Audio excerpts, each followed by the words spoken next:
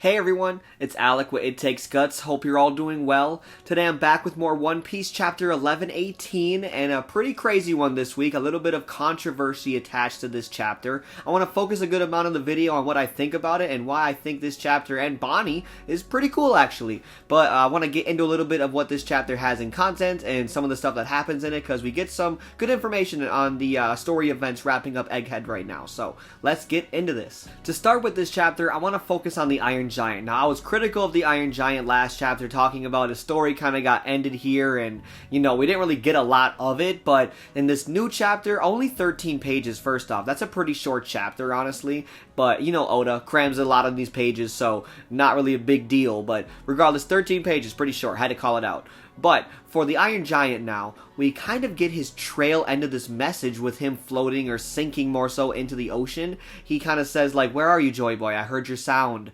Was that really you?" And I think that's really interesting because he's kind of talking about his connection to Joy Boy again. We already know he's part of the crew of Joy Boy most likely. So that is, to me, really cool because I want more of the Iron Giant. I want more of his thoughts in general. And we get that at the very end of the chapter too, where he hears Bonnie and Luffy's beats again. And he's like, "Oh, there you are."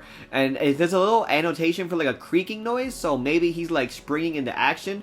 Personally, he just kind of got bopped by the elders, and not even the elders, just the boar. So I think he should probably just keep sinking and chill. I think he did what he could to help the Straw Hats, but maybe he's got one more in him, and I really hope the Iron Giant's got one more big crazy moment in him next chapter to like blow all the elders away really quick just so the Straw Hats can get off the island. But we'll see what happens with him. But I like how we got a little bit more, even though it wasn't much. I'm kind of blowing up a lot of like really small dialogue, but to me at least I was excited because I really want more of this character. I want this to be a more fleshed out thing because, man, attacking Mary Joie, doing that much damage 300, 200 years ago, that's just cool and impactful, and I want to know more about the guy who did it. So hopefully we get more.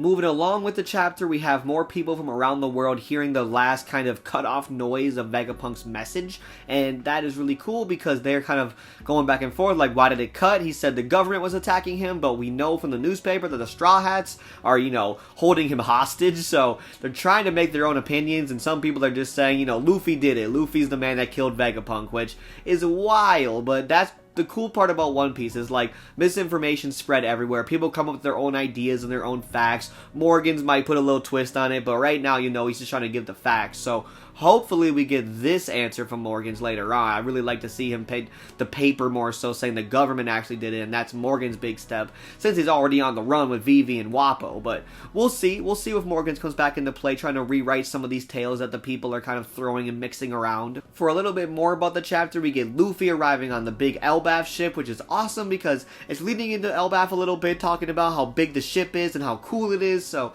I hope we're kind of trailing in that direction. We also get the classic Sanji call saying, "Oh, I'm so excited to save Nami and Robin and Lilith, but, you know, the other guys can go away." And then Usopp chimes in. And I love how Frankie chimes in, like, I got the ship, don't worry about the Sunny. I'm like, dude, the Straw Hats are so characterized by this point that it's just fun to watch them interact. That's why Oda's so good at making these characters. That's why it's fun to read One Piece. Seeing his really thought out, well-designed characters interact with each other. Just fun.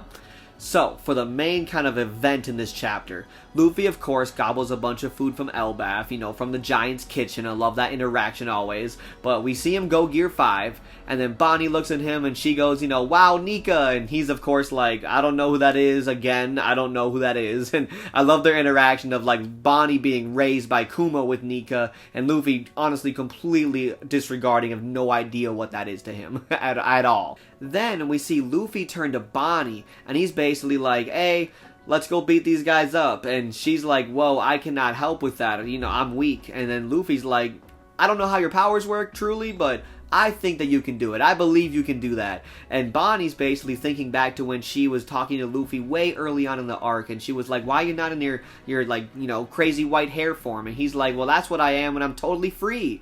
And she's like, "Well, I want to be totally free." So that's what she uses Distorted Future on, is being totally free.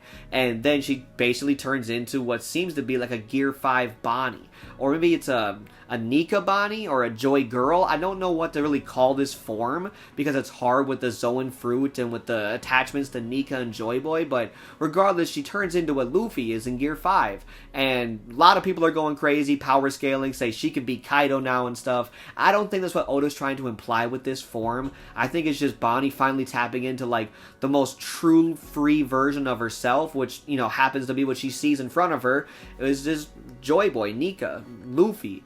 Which I don't know if this is saying that in another, you know, alternate world, you know, the parallel dimension, maybe Bonnie could be a Joy Girl candidate. I don't know if that's what this form is doing, because I thought this sort of future works where you take a slice out of a possible future, which, if it's possible that she could be the Nika user with the actual Gum Gum fruit or the Sun God Nika fruit, I think that's very interesting, or very cool. They're saying that that's how, like, good-willed Bonnie is. I don't know. We'll see. But regardless, I think this real crazy interaction, to me more so, is showcasing Bonnie being totally free, being this influence that Kuma finally was able to give her a life where she can be this free, be herself, completely unhinged. And I think that's why Kuma's sold in that last panel of her saying, like, I'm trying to, like, raise Bonnie for Guinea. So I think that last kind of panel with Kuma was very, very emotional to show that this is kind of where Bonnie is now, living her dream with Nika, with the person that you instilled into her is real. So